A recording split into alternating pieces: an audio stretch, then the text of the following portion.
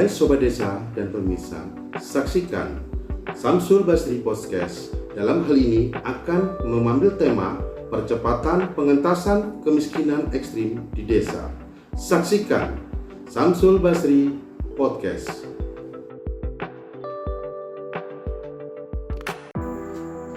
Assalamualaikum warahmatullahi wabarakatuh. Salam berdesa. Perkenalkan, nama saya Samsul Basri, pendamping lokal desa Kecamatan Leces, Kabupaten Probolinggo, Provinsi Jawa Timur. Pemirsa, pada kali ini kami akan mengambil tema percepatan pengentasan kemiskinan ekstrim yang ada di desa. Kali ini kami akan didampingi langsung oleh Bapak Kepala Desa termuda yang ada di Desa Leces, Kecamatan Leces, Kabupaten Probolinggo. Perkenalkan Pak Tinggi, monggo. Terima kasih Bapak Samsul Basri sebagai pendamping lokal di Kecamatan Leces, Desa Leces, Kabupaten Probolinggo. Perkenalkan, nama saya Zainal Arifin, Kepala Desa Leces, Kecamatan Leces, Kabupaten Probolinggo, yang baru dilantik pada tanggal 13 April tahun 2022. Baik Pak Tinggi, rupanya Pak Tinggi baru saja sudah dilantik. Nah, Tapi tentunya tidak mengurangi makna dari umur yang masih sejagat ini.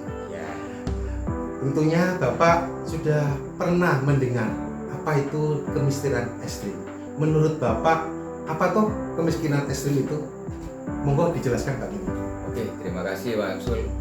Kalau masalah kemiskinan ekstrim itu, sepengetahuan saya adalah kemiskinan ekstrim itu kondisi ketidakmampuan dalam memenuhi kebutuhan dasar, yaitu kebutuhan makanan, salah satu contohnya air minum bersih, dan juga sanitasi layak, dan juga kesehatan, tempat tinggal, pendidikan, dan akses informasi yang tidak hanya terbatas pada pendapatan, tapi juga akses pada layanan sosial setara pendapatan perharinya sebesar 12.000 per hari. Ya, per hari Pak. Rupanya Pak Tinggi ini sudah tahu banyak tentang kriteria apa itu dimaksud dengan kemiskinan ekstrim yang ada di desa. Baik Pak Tinggi, tentu Pak Tinggi juga paham ini, walaupun masih muda, ini rupanya pengetahuannya cukup luas ini. Dengan jiwa mudanya dan keenergikan serta semangat mudanya, tentu Bapak bisa menjelaskan regulasi apa saja yang ada di desa yang bisa mempengaruhi dalam pelaksanaan roda pemerintahan yang ada di desa terkait dengan kemiskinan ekstrim itu. Monggo Pak Tinggi dijelaskan untuk regulasi apa saja yang ada di desa. Oke, kalau masalah regulasi itu menurut saya itu ada 3 poin. Yang pertama yaitu mengacu kepada Impres nomor 4 tahun 2022 tentang percepatan penghapusan kemiskinan ekstrim. Itu yang pertama, Pak. Yang kedua yaitu PMK 128 tahun 2022 tentang perubahan atas peraturan Menteri Keuangan nomor 190 garis miring PMK titik 07 garis miring 2021 tentang pengelolaan dana desa. Yang terakhir yaitu nomor 3 Permendes nomor 7 tahun 2021 tentang prioritas penggunaan dana desa tahun sekarang tahun 2020. Baik Pak Tinggi, rupanya Pak Tinggi juga paham betul tentang adanya aturan dan regulasi yang ada di desa ini. Ada 3 menteri rupanya yang saya amati tadi Pak Tinggi sebutkan, ada dari Menteri Keuangan, ada Menteri Desa, tentunya ada instruksi Presiden di dalamnya yang harus mengharuskan untuk pemerintah desa ikut bersama-sama membantu pemerintah pusat percepatan pengentasan kemiskinan yang ada di desa. Baik Pak Tinggi, untuk itu tentu ada langkah-langkah strategis yang dimiliki seorang kepala desa bagaimana membawa roda pemerintahan desanya ini supaya angka kemiskinan ekstrim yang ada di desa itu bisa berkurang. Bagaimana langkah-langkah strategis apa yang diperlukan Pak Tinggi yang nanti akan dijalankan dalam roda pemerintahannya selama menjabat? Monggo Pak Tinggi. Kalau berbicara strategi, Bapak, mungkin banyak strategi yang akan diucilkan sebagai kepala desa untuk membawa desanya lebih maju dan juga masalah pengentasan kemiskinan ekstrim tersebut.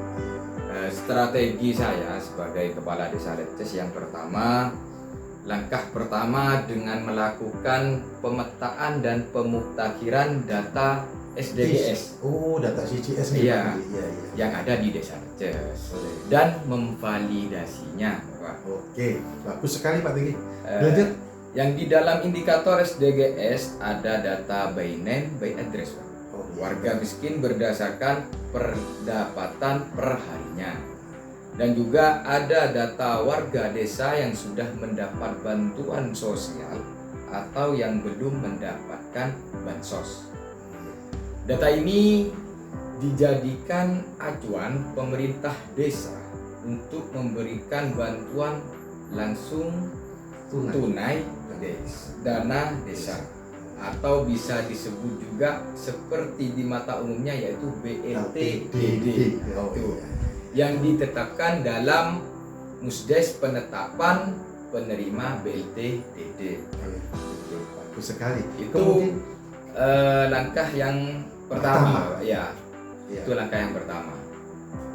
Terus untuk langkah kedua, berbicara strategi, Pak, kembali lagi strategi. Untuk langkah keduanya saya yaitu langkah yang kedua yaitu penurunan beban pengeluaran masyarakat.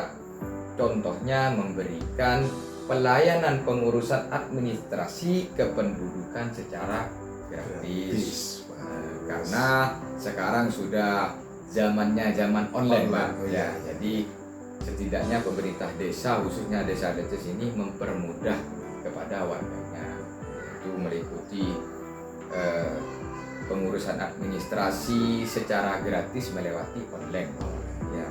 Ada surat pindah, misalkan gitu Pak Tinggi. Ya, surat pindah. Akte kelahiran Gratis, Bapak. Wah, bagus. Ada akte kematian juga. Sekarang ini yang terbaru, akte kematian ini. juga gratis. Jadi pengurusannya lebih global dan lebih efisien. Nah, ini berarti memang betul-betul ada ketertiaan ya, Ya. yang untuk mengentaskan percepatan kemiskinan yang ada di desa. Dan itu pun sudah cukup di desa, Bapak. Cukup di secara desa. online, Pak. Waduh, hebat sekali kalau gitu. Jadi pengurangan uang bensin itu, kemiskinan itu pengeluaran. Oh, gitu ya. Iya.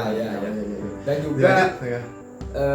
untuk strategi saya yaitu penyediaan mobil siaga atau ambulan desa, Bapak. Udah bulan desa juga Pak Tinggi ya. Untuk alhamdulillah untuk sekarang, alhamdulillah desa Leces sekarang sudah yaitu kembali kepada tujuan kami untuk meringankan beban masyarakat dan juga mengangkat kemiskinan ekstrim yang ada di desa Leces ini, yaitu penyediaan mobil siaga atau ambulan. Tujuannya apa? Ya bukan untuk mencegah bahwasanya warga harus sakit, tidak, Bapak. Cuma untuk mengurangi beban ketika warga darurat mau dirujuk ke rumah sakit, otomatis kan pakai biaya, Pak. Betul. Maka dari itu kita dari pemerintah desa Leces menyediakan mobil tersebut, tujuannya yaitu untuk meringankan beban rakyat pengeluarannya, ya seperti mengantar ke puskesmas ketika rujuk nanti rumah sakit, bahkan bisa serbaguna, Bapak. Oh gitu, bisa serbaguna juga. Bukan hanya orang sakit. Bukan hanya orang sakit. Seperti mau melahirkan, urgent Ya, sudah, Pak, ya, ya. betul. Emergensi sudah ke susu, akhirnya langsung. Seperti itu, Bapak. Kemudian langkah yang ketiga Pak Tinggi apa lagi Pak Tinggi? Langkah yang ketiga yaitu untuk langkah yang ketiga, peningkatan pendapatan masyarakat dengan memberikan pembekalan pelatihan atau keterampilan, membuka lapangan kerja dan melibatkan warga miskin dalam kegiatan PKT. Oh, padat karya tunai itu ya. Padat karya tunai itu, Pak. Kemudian yang keempat, mungkin ada Pak Tinggi langkah strategi berikutnya selain tadi disebutkan ada 3 macam, ada pemetaan, ada pengurangan beban pengeluaran dari masyarakat miskin. Terus yang ketiga adalah untuk peningkatan penghasilan dari warga-warga miskin itu. Yang keempat kira-kira apa juga Pak Tinggi? Ada apa lagi langkah yang keempat ini? Mungkin ini yang keempat itu kalau strategi, Iya. yang keempat menyediakan anggaran pendapatan belanja desa di setiap bidang subkegiatan, Pak. Oh, Seperti itu, Pak. tentu ada disediakan anggaran untuk sub kegiatan yang tentunya itu berpihak untuk pengentasan kemiskinan ekstrim. Kemiskinan ekstrim tersebut, Pak. Baik Pak Tinggi, rupanya Pak Tinggi sudah banyak strategi tadi yang disampaikan. Ada 4 strategi di sini untuk menjalankan roda pemerintahnya yang berpihak kepada pengentasan kemiskinan ekstrim untuk warga-warga yang memang betul butuh bantuan di sini. Ya. Baik, untuk berikutnya saya juga ingin tahu bagaimana ini Pak Tinggi secara konkretnya. Tadi strategi sudah disampaikan. Mungkin kita lebih tajam lagi, kegiatan-kegiatan konkretnya itu berupa apa saja Pak yang dilakukan oleh pemerintah desa untuk melaksanakan strategi-strategi itu. Misalkan, saya kasih contoh, salah satunya mungkin dukungan pembangunan RTLH atau juga lain-lainnya. Monggo Pak Tinggi bisa dijelaskan di sini. Ya, Ya, termasuk dukungan strategi tersebut yang mencakup kepada RTLH, apa kata Bapak barusan, dan juga dukungan jambanisasi, Bapak. Oh iya, ada jambanisasi juga. Ya, betul. jambanisasi juga, Bapak. Jadi mengurangi apa ya, kemiskinan ekstrim. Itu jambanisasi, RTLH, seperti itu, Bapak.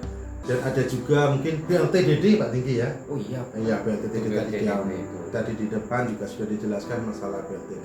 Nah, ini mungkin tantangan dari kepala desa untuk mengambil suatu keputusan yang mana siapa-siapa saja yang berhak untuk mendapatkan BLTDD ini. Tentunya Pak Tinggi akan pernah mendapatkan gesekan-gesekan Ya. atau aduan dari masyarakat. Dan bagaimana trik Bapak Kepala Desa muda kita ini untuk mengatasi hal ini supaya gesekan-gesekan itu bisa dikurangi lah. Monggo Pak Tinggi bisa dijelaskan. Ya, terima kasih Bapak. Untuk BLTDD penerimanya itu gesekan-gesekan, kalau cuma apa ya yang saya serap, kalau penerima BLTDD itu khususnya kepada yang benar-benar tidak mampu, Bapak, yaitu termasuk para lansia, janda yang hanya hidupnya sebatang kara, Pak. Oh, gitu, yang tidak ada yang menafkahi, Pak. menafkahi. Janda, dan juga ada yang yatim piatu yang benar-benar meskipun bukan lansia, bukan janda, tapi yatim, Pak. Yatim piatu, apalagi yang sudah ditinggal oleh orang tuanya, itu kan masuk dalam kategori. Ya. Juga ada mungkin ada warga desa Leces yang mungkin cacat Pak Tinggi. Mungkin apa juga tersentuh mereka. Nah, itu juga yang cacat atau lumpuh, bahkan itu tidak ada yang menafkahi juga, Pak. Itu sangat masuk dalam kategori BLTDD itu. Seperti itu, Pak. Memang pada saat ini memang sulit ya Pak Tinggi ya, bahwa kita tahu desa dalam mengelola dana desanya ini tentu ada regulasi-regulasi peraturan-peraturan yang sudah mengikat di dalamnya. Di antaranya itu dengan adanya PMK 128, Ya. tentu Pak Tinggi akan merasa agak terkekang rupanya. Betul ya? Betul, Bapak. Karena untuk apa? Satu, ada 40% Lah, untuk PLTDD, kemudian 20% untuk ketahanan pangan, 8% untuk penanganan COVID. Nah, bagaimana menurut Bapak Tinggi ini? Tinggal 32%, apa cukup ini kiranya? Yaitu. Untuk kegiatan prioritas kemiskinan ekstrim ini. Ya, itu Iya. Bapak. Jadi jujur kalau saya sebagai kepala desa dengan regulasi yang barusan Bapak Samsul itu disampaikan, untuk 30 sisanya 32% Pak ya. Itu sebenarnya menjadi beban dan PR terberatnya kepala desa. Oh gitu. Iya, Pak. Jadi Iya. bagaimana nanti mungkin dari 40% atau dari pemerintah pusat juga bisa mengurangi persentase tadi itu. Lah, betul Bapak. Supaya desa bisa bergerak lah untuk kegiatan-kegiatan prioritas lainnya. Ya, soalnya kalau warganya tidak mau tahu siapa, Pak. Iya. Pasti yang tahu kepala desanya. Sedangkan kepala desanya dengan regulasi tersebut 40%, 20% ketahanan pangan itu menjadi titik tumpu, Pak. Kepala desa itu jadi PR terberat itu, Pak. Mungkin dari pemerintah pusat bisa mengerti lah, Pak. Bisa mengerti. Hai Kak Tinggi, sekarang ini terakhir dari kami. Ya. Nah, kami juga perlu refleksi diri. Ya. Bagaimana kehadiran kami selaku pendamping lokal desa ini selama ini mendampingi desa. Itu menurut tanggapan dan pendapat jenengan itu bagaimana? Nah, mungkin ada kekurangan kami, monggo bisa disampaikan di sini. Monggo Pak Tinggi, kami Ya. silakan. Saya sebagai kepala desa yang baru, Pak, sebagai pendamping lokal desa, Pak ya. Saya pribadi mengucapkan banyak-banyak terima kasih Bapak kepada pendamping desa lokal, yaitu yang telah menuntun kita dan juga mendampingi kita untuk membangun desa Leces ini, Bapak. Jadi sangat-sangat mengucapkan terima kasih banyak atas jasa dan juga arahan dan juga dampingannya, Pak. Jadi dari saya mewakili dari Desa Leces, Kecamatan Leces, sangat mengapresiasi atas kinerja pendamping lokal yang ada di Desa Leces ini. Terima kasih Pak Tinggi. Saya juga ikut merasa bangga ini dengan seperti kehadiran kami di Desa Leces. Baik Pak Tinggi, cukup sekiranya bincang-bincang kita kali ini terkait dengan kemiskinan ekstrim. Kami dari pendamping lokal Desa Leces, Kecamatan Leces, Kabupaten Probolinggo mengucapkan terima kasih kepada Bapak Kepala Desa yang telah menyempatkan dan meluangkan waktunya kepada kami untuk berbincang-bincang terkait percepatan kemiskinan ekstrim ini dan juga beberapa langkah-langkah strategis sudah pengetahuan yang memang bisa diterima oleh pemerintah desa untuk membenahi dirinya supaya kedepannya pemerintah desa bukan lagi menjadi objek tapi bisa menjadi subjek di sana. Terima kasih Pak Tinggi atas luang waktunya.